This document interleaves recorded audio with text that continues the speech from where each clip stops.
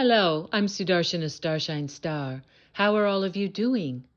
I hope this finds you very, very well indeed. It is a beautiful Monday.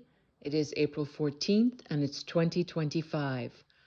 If you're listening to this on my YouTube channel, then you already know It's the Dazzling of the Light, or you can just type in at Sudarshana Starshine Star to access my well over 100 clips there on a variety of topics. I think you'll find it very interesting. Why don't you check it out? I also have a backup channel, also called It's the Dazzling of the Light on YouTube, but you have to type in at Sudarshana Starshine Star 99. And I have that just in case, because I've had to redo my social media accounts over the years ad infinitum, it seems like. Just doing it over. And I look forward to freedom of speech being truly restored, not just in my country, America, but on this earth realm. That will be a glorious day. I like to begin all of my clips with the 3 opening prayers that are in Sanskrit and Telugu, and they're short. They're called the Guru Mantra, the Ganesha Mantra, and the Gayatri Mantra. And I do this every time to bless, uplift, protect, and inspire you, me, and this clip. Om, Om, Om, Guru Brahma, Guru Vishnu, Guru Devo Maheshwaraha, Guru Sakshat Parabrahmam, Tasmahi Sri Guruve Namaha. Om Suklam Bharataram Vishnum Sashivarnam Chatobhujam Prasanavaranam Dhyaye Sarva Vignopashamtaye. Om Bhurбhuva Suvaha Tatsavitur Varinyam Bhago Devasya Dhimahi Dhiyo Yo Naha Prachotayat. Om Shanti Shanti Shanti.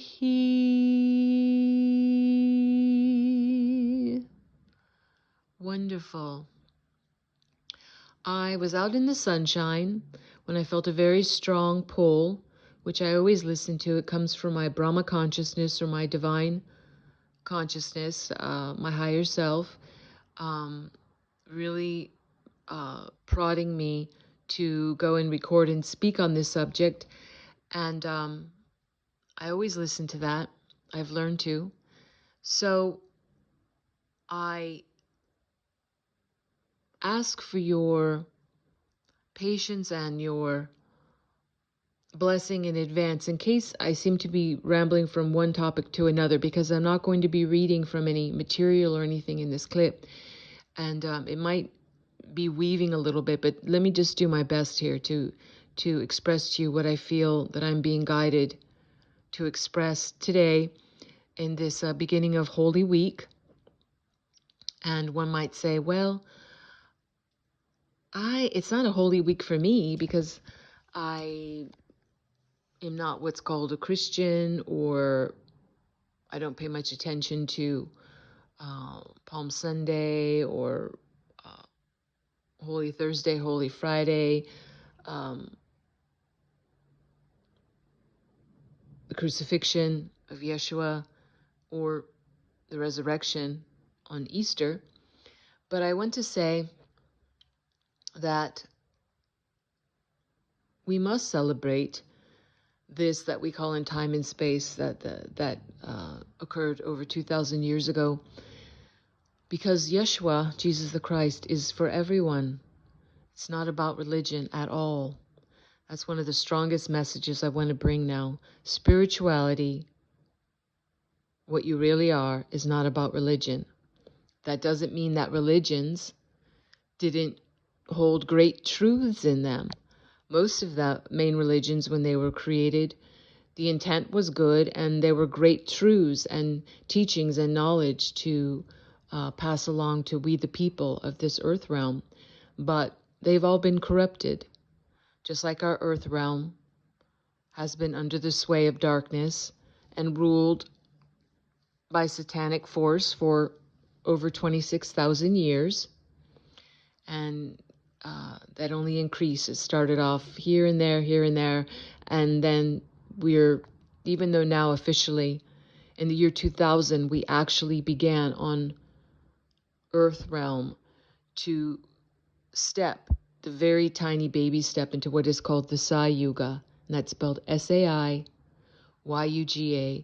That Sai means truth, and it really is about the beautiful golden age of peace and prosperity for all of the goodly and godly. And we actually stepped into that in 2000, but we stayed in the dusk time since then, because the shift, after such a long period of time of being tricked and hoodwinked, brainwashed, MK Ultra'd, enslaved by the darkness, and we don't know hardly anything about ourselves, what we really are, what's really gone on, the true history of Earth, which is now called Gaia. Even though Earth is a living being, she has her own consciousness. She is in a high process of evolution and development right now, and we are all sharing in that ascension process. But she's had different incarnations. Right now, she's Gaia.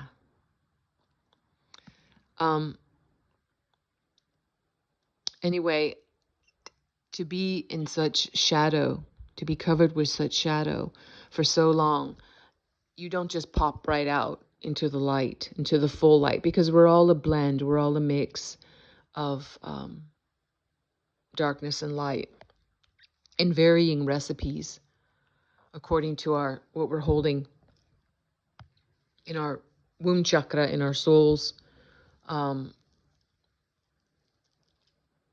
the quality of what we call our personality, our habitual emotional set points, the general flavor of our thought patterns, our belief systems, all of that. But this isn't a planet, this is an Earth realm of duality, and that's why it's the greatest school in the cosmos. This is the greatest school in the cosmos, with the greatest opportunity. Even though we've been under such shadow and darkness, what humanity really is divine sparks of God. And really everything was created by Mother, Father, God. So even that which I call the evils or the dark ones, or, whether incarnated or on the astral realm, where we know them as more demonics and demonic attachments, satanic attachments, things like that, different archons. We still are so innately powerful. We still are, even after the manipulation of our DNA through really harmful genetic fiddling with our genetics, and through different experiences of radiation, through different wars. Our 12-strand DNA that we were created with and higher has now, as you know, I'm sure most of you know, we've been operating with the 2-strand DNA, and that's not really natural to us. We don't have junk DNA. That which is called junk DNA holds tremendous treasure, and we're really not limited by that which we term our genetics, not when we begin to really wake up. Until then, you can say it kind of stays static, because we keep recreating it with every sunrise. We keep saying and repeating to ourselves, consciously and unconsciously, this is what I am. This is what I am not. This is what my family is. This is what my family is not. This is what I stand for. This is my heritage. This is my goal. This is my purpose. This is not my goal. This is not my purpose. We do it. So we keep having like a Groundhog Day. We keep recreating ourselves from those standpoints with every sunrise. Every sunrise is an opportunity for recreation and co-creation with Mother, Father, God. And we're just so unaware that we just keep recreating ourselves in so many ways that we actually don't want. We consciously are like, I don't want that. And we're wondering why we keep experiencing and living in loops and loops and feeling like we're on a hamster wheel. It's like, what's going on here? So it's a great boon and a blessing to realize that once you start to really, enlightenment means literally being lightened of this heavy load of BS, malarkey, and darkness and shadow and satanic attachment and habits, ways of living, ways of thinking, ways of being, ways of doing, things that are not natural to divine sparks of Mother, Father, God. But we call it normal. It's not normal. It hasn't been normal. It's actually insane.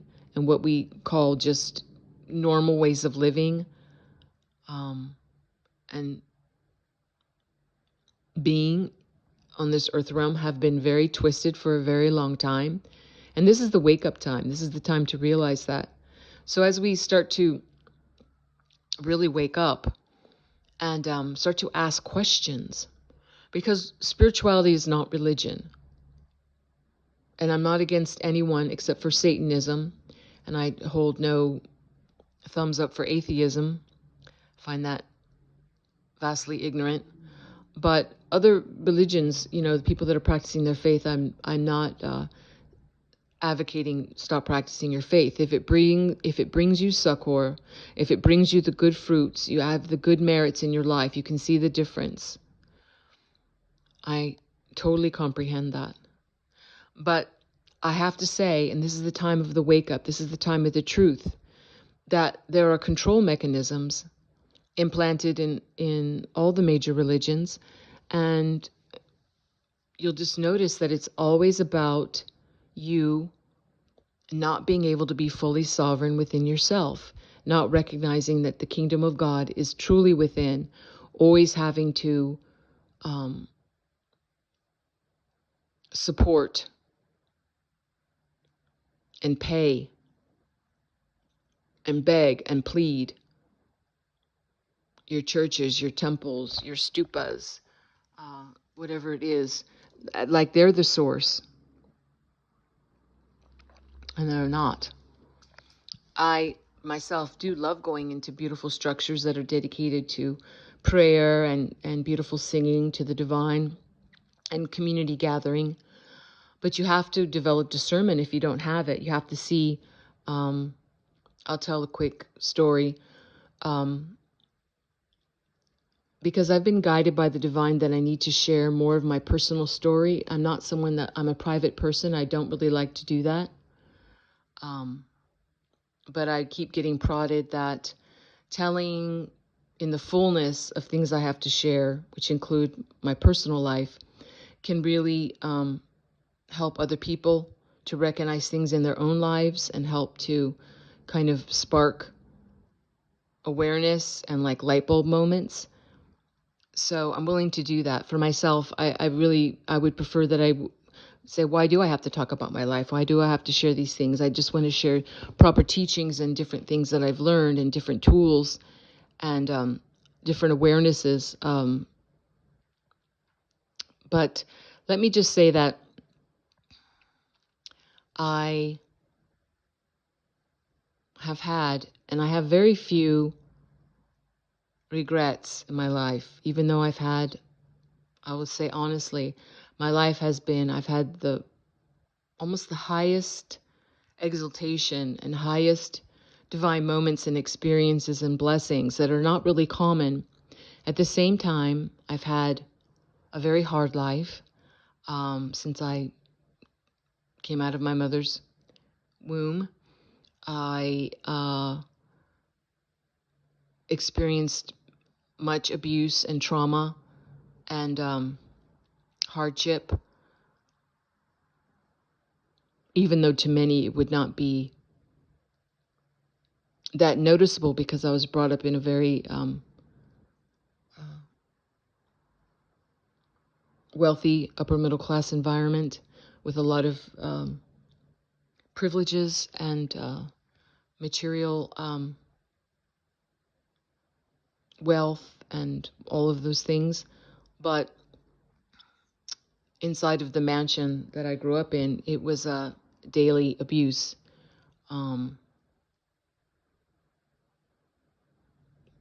Pretty much every day for myself and my siblings.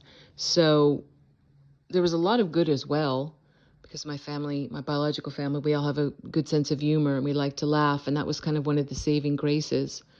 But why I'm saying that is,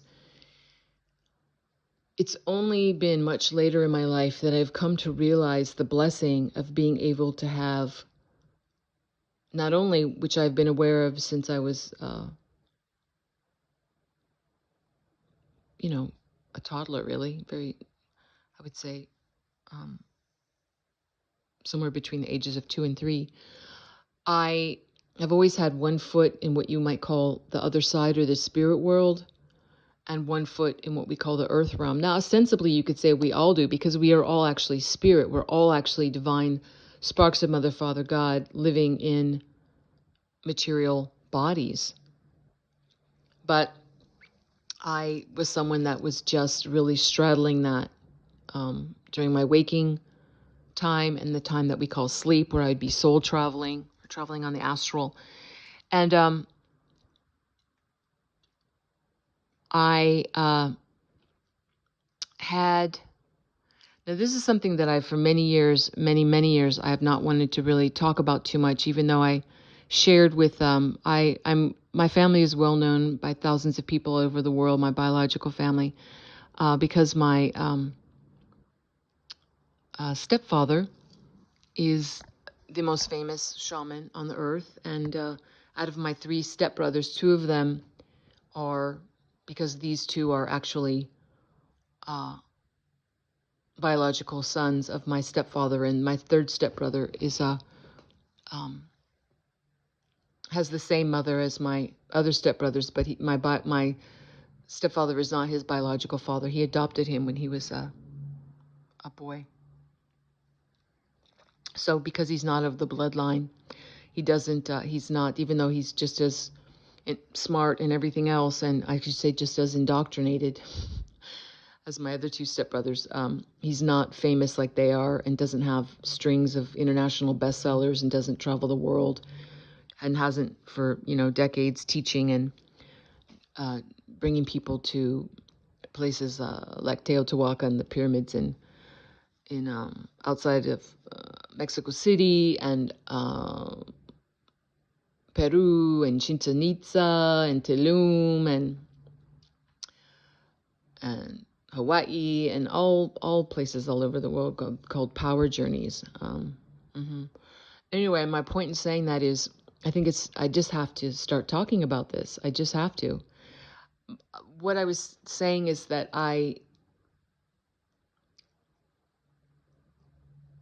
later in my life, I realized the perfection and the blessings of being able to experience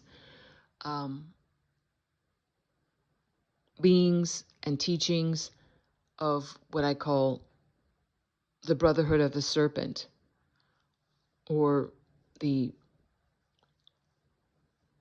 lineages and teachings of the fallen angels that then came through, like the bloodline of Cain, like that. And as well, it was my great blessing to have 15 amazing years while my Swami Sri Kaleshwara Swami of Penakonda in Andhra Pradesh state in India, whom I've known for many lifetimes. And fortunately, at the same time, though, as I still was having my stepfather in my life, I had my Sri Kaleshwar that I studied intensely with. For 15 years, he took his Mahasamadhi at the age of 39 in 2012. That means he left his body consciously. But I was initiated into divine lineage, you could say the guru channels, the creative channels of not just of Earth, but of all of the creations.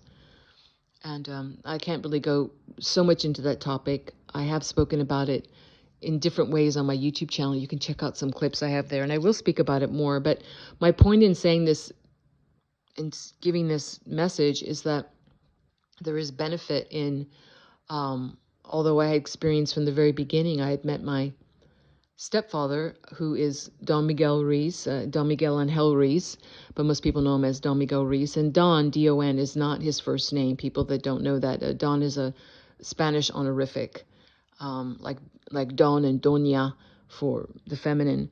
Some people mistakenly think his name is Don, but they don't question why my stepbrothers, Don Miguel Ruiz Jr. or Don Jose Luis Ruiz, why they also have Don in front of their first name. They're not all named Don. When I was first introduced to him when I was a girl, which was, I wasn't in California when I was in California and had met what would become my step grandmother. Her name was at that time Sister Sarita or Hermana Sarita, and she later became Madre Sarita, who is very well known around the world as a curandera. She's a healer, and she was also a teacher. And I had met when my mother was still with my father, and I was a girl. My mother had just gone to a journey to Peru, and there she had been linked up with a man called Don Eduardo, who's teaching a form of shamanism, and he tried to kidnap her. He wanted her for his what's called his Nawal woman, or his woman of power. And when she came back to the U.S., and my father brought her to the airport, and when he dropped her off there, he said to her, my mother's name was Gaia. She passed unexpectedly, and it was a shock. But because of her passing, I'm more free to speak about things that I was afraid would hurt her while she was still on the planet, even though she knew much of it. But anyway, my father said to my mother, he said, Gaia, I don't think I'm ever going to see you again. And he was really right, because when she came back from Peru, she was pretty transformed, and she began looking in San Diego, California, which, even though I'm from a very old Southern family, since the 1650s, my parents were the first ones to leave. I'm a native of New Orleans. They're the first ones to leave Louisiana for a very long time. I just, in recounting my genealogy, it's pretty crazy when people ask for whether it's my maternal or paternal sides. It's just all, my mother's family were all from New Orleans since the 1700s, and my father's since the 1650s. More in the country, more like plantation owners and landowners and stuff like that, coming over from France and marrying into some English families there as well. So my point was that I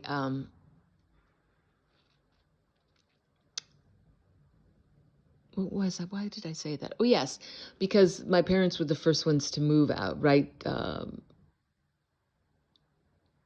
A few months before my 8th birthday, we moved to San Diego, and out of the South. And then I was raised until I went to college at 17, and I was raised in San Diego. So anyway, my mother went looking for a shaman. She wanted to continue shamanic studies, and so she was asking around in San Diego, and she found what was called a templo in the Barrio Logan, which is a part of San Diego very close to the Mexican border. It's like a little Mexico. And she found it was called Nueva Vida, which means new life. And she went inside and found Hermana Sarita, who was giving lecturas, life readings, and psychic healings and different things, and would do channelings on Sundays in a little church, channelings of what she said were channelings of Jesus. And so my mother, through that, Sarita had 13 children. My mother met her youngest son, who was Miguel Angel Ruiz, who was at that time still kind of apprenticing with his mother in the healing rooms. He had been a trained doctor in Mexico, was a brain surgeon for a brief period of time before he had a supernatural experience that made him turn away from that and go to his family tradition of this path of what they call Nahualism, Nagualism,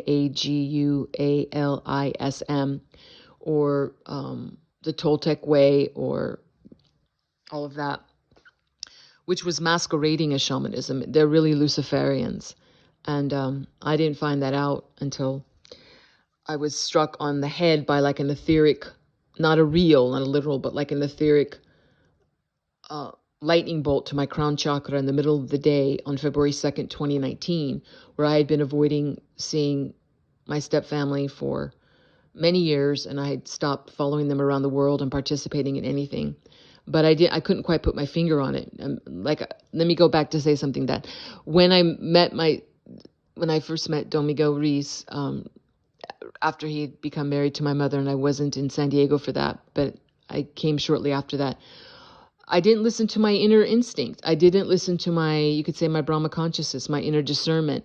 When I saw this man, and he's short, he's very powerfully built, very like a bulldog body, very muscular, but he's 5'4".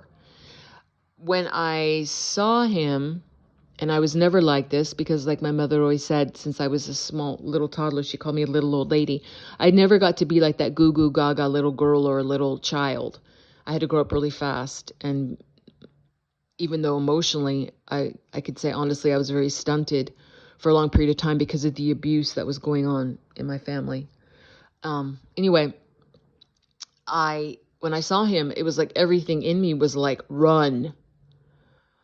I just felt a visceral thing to my system, like an instant, like gut punch, and like a real feeling of fear, like run.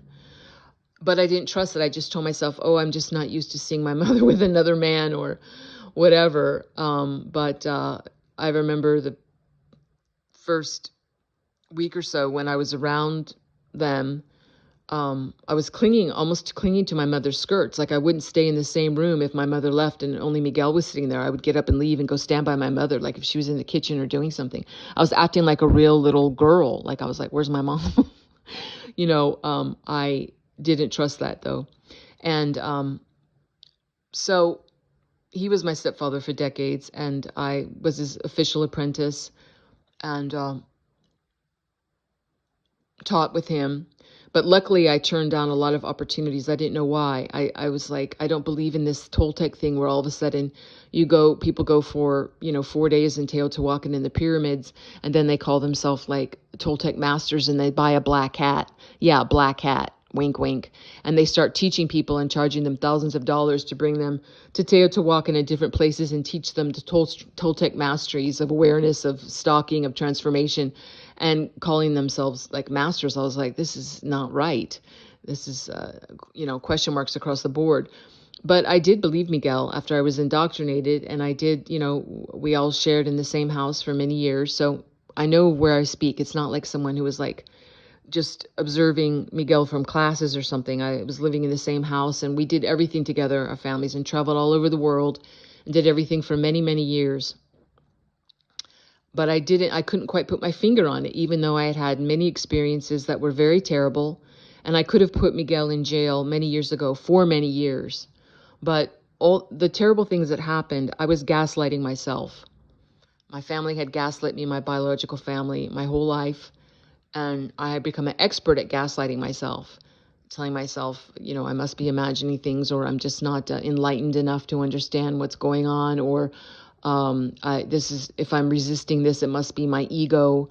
I have to, just take it. And I blame myself for the terrible things. So I just gaslit myself.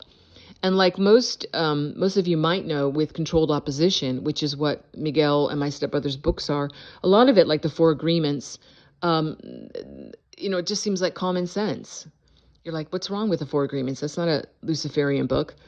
But this is the hook of controlled opposition. Not only if you look at the cover work of everything, it's like, I was wondering, how did I miss this artwork? And the publishers, who I knew the original publisher, but then my stepfather and stepbrothers switched to Hierophant Publishing about the time that my stepbrothers were starting to really come out with their own books. And Randy, I don't know if he's still around because I haven't looked into this for so long. I haven't had anything to do with them for so long. But all of his Gnostic and Knight Templar, it all is the Luciferian Freemasonic blah, blah, blah. But I didn't know what that meant back then. So anyway, all of those books are power objects, and I don't mean that in a good way. You don't even have to read them. They've all been, like, if you learn what's really been happening with our music industry and our movies and our TV and our film and even our food and our clothing and our vitamins and everything else, that's just, not only the materials in them are poisoned, but they're actually literally cursed with very ritual, satanic practices and ceremonies, cursing the humans and infecting them with darkness and really enslaving them. So those books, I don't care if it looks like on the surface for most of them, oh, this is common sense, whatever, this is nothing, what are you talking about? As they progress, more of their satanic nature came out, and just having them around, you are being hooked into that. That's what controlled opposition does. About 90% of the time, controlled opposition is telling you the truth or telling you things. You're like, that's common sense, or that's good to know, or that's truth, or okay. But it's the 10% you have to watch out for. The 10% is the poison pill. The 10% is that hook, or that you can say, like, getting you, hitting you with that arrow that is going to bring you down. It's going to corrupt you. It's going to infiltrate you. It's going to twist you. It's going to confuse you. It's going to turn you upside down. It's going to make you weak and vulnerable and shatter your self-confidence, your self-esteem.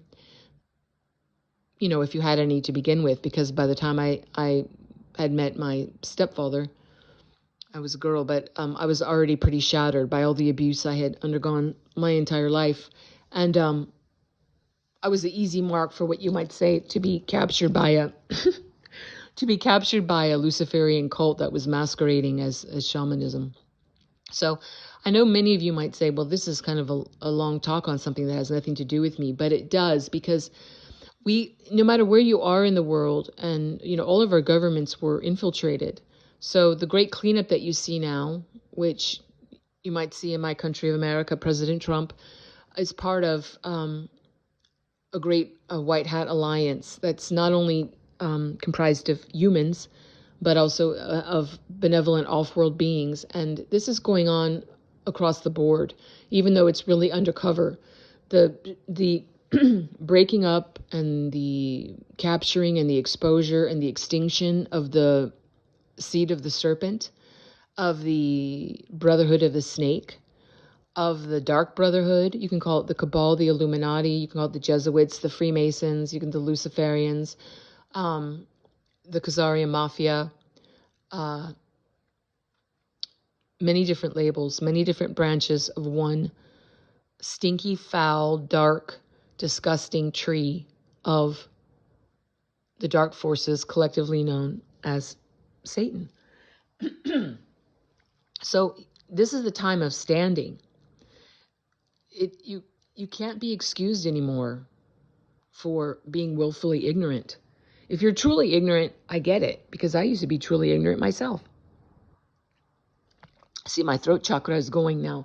As I'm speaking of this, I still have some programming inside of me that I had for so many years from my biological family about, like, don't talk about what happens in the family, don't talk about it outside. And for my Luciferian step family, I had literal energetic curses put on me to keep silent.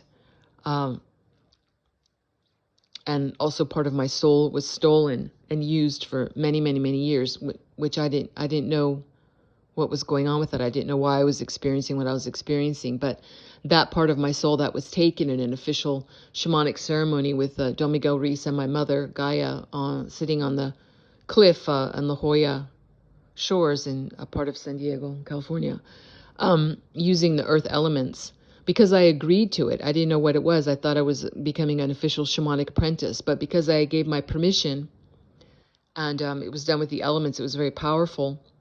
And I created a wand there with special wood and crystals and all kinds of, now I know, dark, satanic, Luciferian forces put into it. And it was wrapped all in black ribbon, head to toe, and feathers, and then covered with a red cloth to keep what Miguel called keeping the power in it when I wasn't using it. So I was given that, which was like a devil stick, really. And so a part of my soul was captured at that part. And I was used, which is very common with black magicians, as like a battery source for Miguel. And my mother was unwittingly doing a part of that too, since she was a part of that she was holding the space as the Nawal woman. Miguel was the Nawal man. She was the Nawal woman, the man or woman of power, doing this ceremony. And immediately upon my mother dropping her body, that piece of my soul came back to me viscerally in the middle of the day, once again, not sleeping or dreaming or meditating. And I was experiencing what I felt like a fire hose shooting up from the soles of both of my feet up into my body. And it felt like Mother Divine. I thought it was Mother Divine, and for a few seconds. And then it really started feeling like my mother Gaia. And at that time, I didn't know my mother had just passed.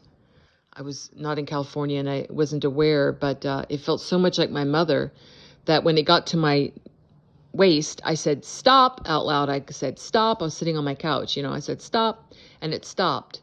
And I had to think for a few seconds because I didn't want to turn into a twin of my mother. That's what it felt like was happening. I thought, I'm turning into an exact replica of my mother here. And I didn't want to be an exact replica of her. So I said, stop. And that energy stopped filling up my body. And then after a few seconds, I just felt, well, it's okay. I can allow this. It's fine. And I said, okay. And then once I said that, it began until it filled up my entire body and shot out my crown chakra. And this is a very visceral experience, literally like two fire hoses linked up, like I said, to the soles of my feet. So that was the return of that soul part to me. And it took a while to get adjusted to that. But my life changed even more dramatically after that. And that's what really allowed me to become red-pilled, like I said, on February 2nd, 2019, when I was hit with an etheric lightning bolt on the crown chakra of my head that knocked me to my kitchen floor, to my knees, as I realized finally the missing piece, that my stepfather and my stepfamily and all their lineage was Luciferian, was working for the dark forces, and I had been supporting that and been a part of it. At the same time, I realized a big chunk of what had been ruling the world, which my Swami Sri Kaleshwar had hinted at, but like the real true spiritual teachers and guides, they don't tell you what you're not ready to hear. And they also understand the frailty of breaking someone's belief system so immediately without giving some preparation. And also, they don't boss you around. They don't try to control on you and do things like that. They want you to be sovereign and make your own choices and also bear the consequences of your choices. So even though my Sri Kaleshwar hinted, and more than hinted, to my mother about what Miguel was, and had proclaimed aloud in the ashram in front of many, many witnesses and people, and my biological brother had called Miguel a Rakshasa, which means a demon, a big demon. Still, we weren't waking up to that missing piece. But anyway, on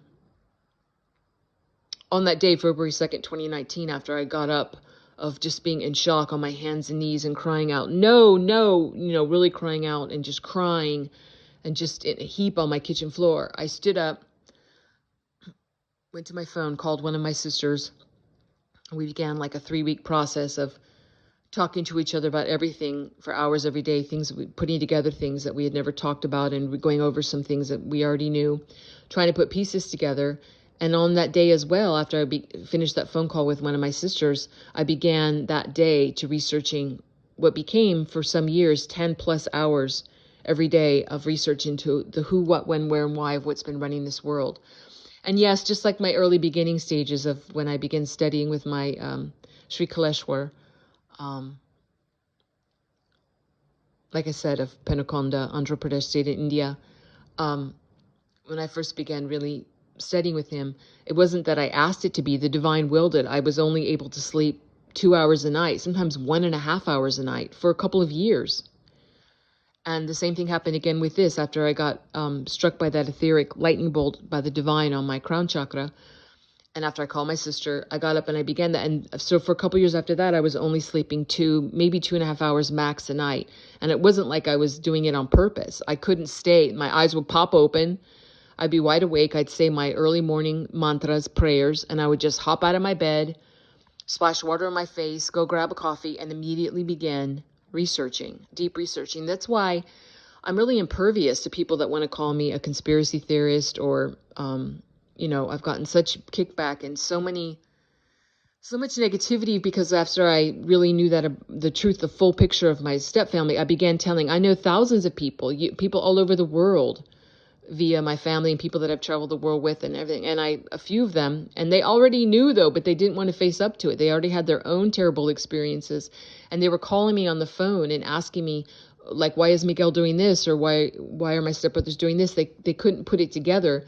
And so then I, was telling them the full truth and also releasing some of my terrible experiences that once you hear that, there's no way you can follow Miguel at all.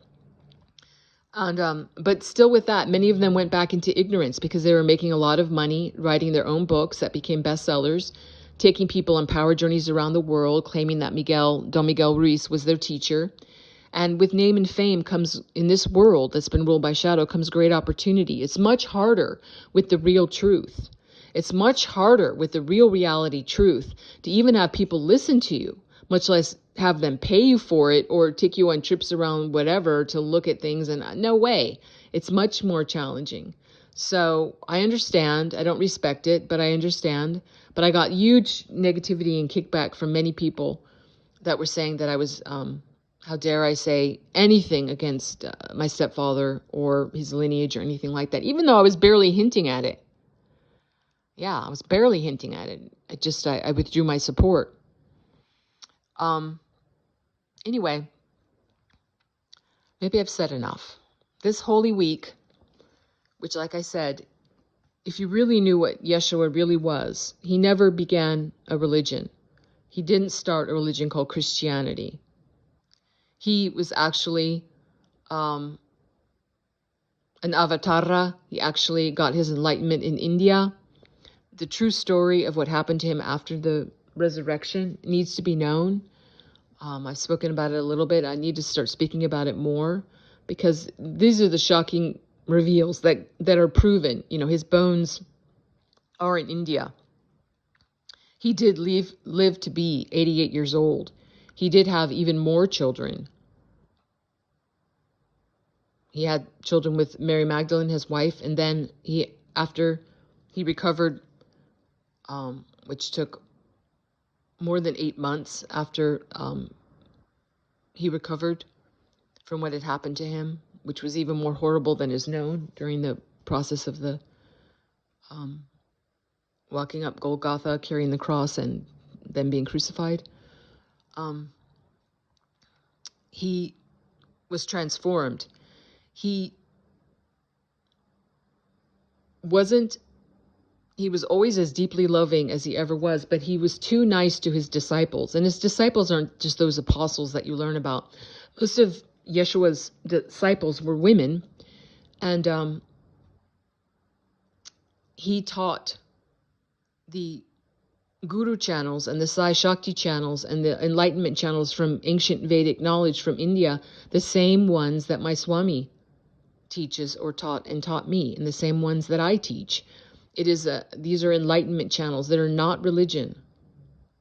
It's about actually tapping into the creation channels, the same ones that Mother Divine uses, and the Father Divine consciousness of our Holy Father God, and bringing that all together into resparking yourself into what you really are, and stepping out of this small peanut disturbed mode.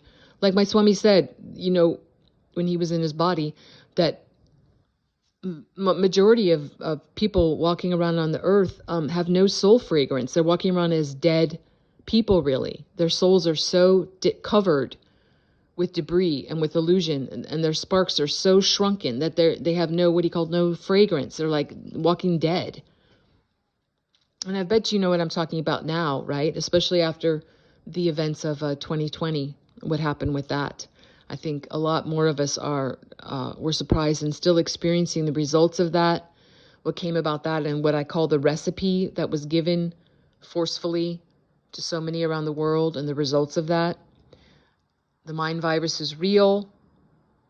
The MK Ultra is real, but it doesn't mean that it needs to be permanent.